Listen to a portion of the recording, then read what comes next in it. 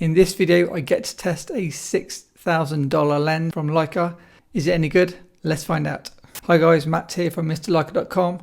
If you've seen this channel before, you know I test and review many Leica M mount lenses, but one lens I've never tested is the Leica Summilux 35mm f1.4 spherical.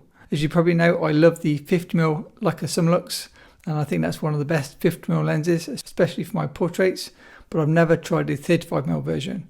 I have tried many Voigtlander 35mm lenses, and so in this video I'll show you some sample images using the Leica Summilux, and then at the end stay with me and I'll give you some alternative options if you're looking for a fast 35mm Leica M mount lens, and give you my thoughts on whether or not I would recommend this lens. The first question you may have is, how did I get a $6,000 lens? I was very lucky that a Mexican photographer who flew in for one of my one-to-one Leica workshops here in London brought that lens with him, and you can see it here. We actually gave it to the model to pose with on one of the shoots on day one. So on day two I said, would it be possible to test this lens while you're testing my Voigtlander 50mm Apo lens? So what I normally do in my workshops is, if people want to borrow any of my lenses, I'll let them test lenses during the workshop, and then they know whether or not to buy the lens. But in this case I actually got to borrow one of their lenses, so I was very lucky we could do a bit of a swap. My plan was to use the 35 1.4 Summilux for the entire model shoot, which is roughly 2 hours, and limit myself to only 35mm focal length. Obviously if you know anything about portraits, it's a lot easier to shoot portraits on a 50mm, 85mm, something like this.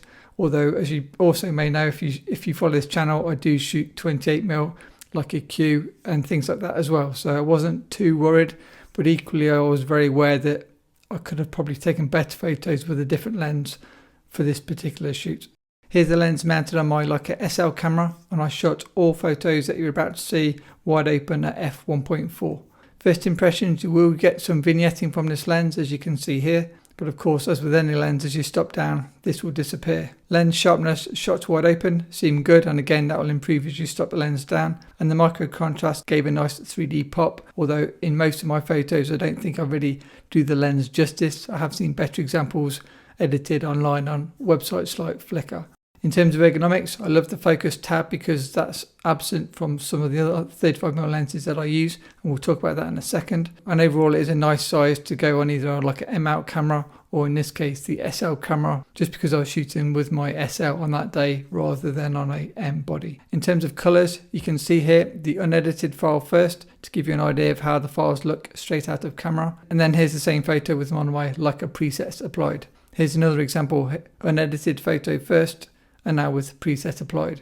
All the photos in this video were edited with my Lumix G Leica Look preset pack, which seems really strange, but I was messing about mix and matching my presets with different cameras, and for the 8 model shoots I did over the weekend in London, the Lumix G pack just seemed to work for both the black and white images and the colour images. So yes, feel free to mix and match my presets with your different camera bodies. You're not limited to only Leica cameras or a Leica specific camera model for that particular preset. If you want to download any of my Lightroom presets, click the first link in the description below.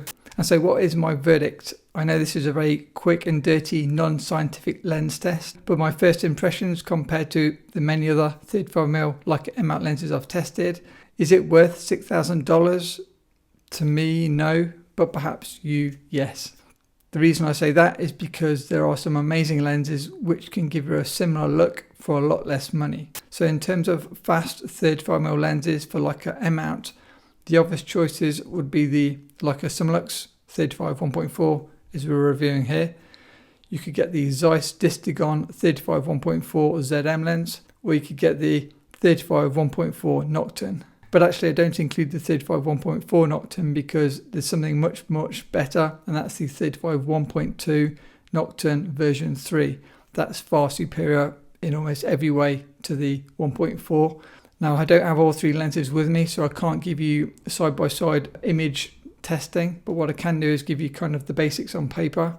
If you want the smallest, lightest with a lens tab, you're going to value the Leica Summilux because that's the smallest. 320 grams, 11.3 ounces.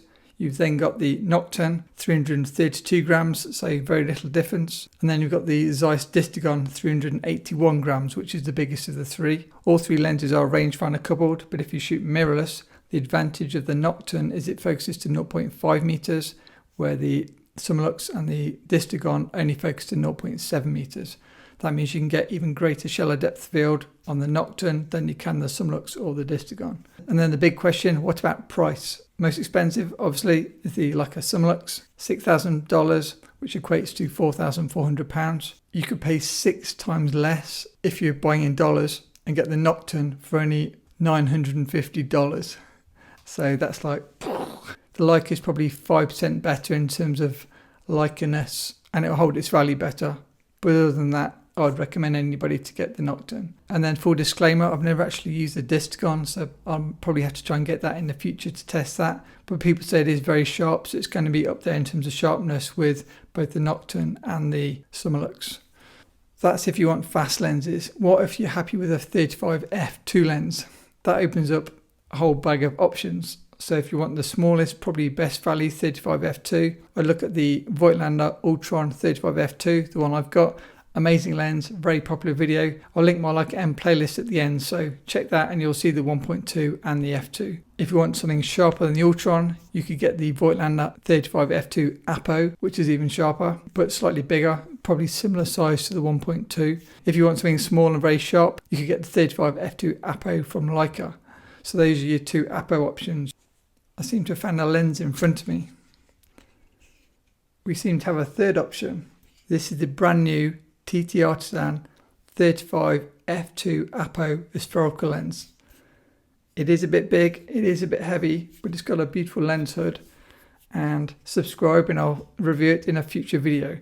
It's only arrived in the post this morning, so I've not even put it on the camera yet, but it feels beautifully made and first impressions are excellent. So coming soon, and it's going to be much cheaper than the Voigtlander, which is in turn much cheaper than the Leica. And so to conclude, if you really do need a fast 35 1.4 or 1.2, I'd get the Nocturne. But if you want something even sharper, I'd get a 35 f2 Apo. And from my lens reviews to date, I know that the 35 f2 from Voigtlander is my sharpest 35mm I've ever tested.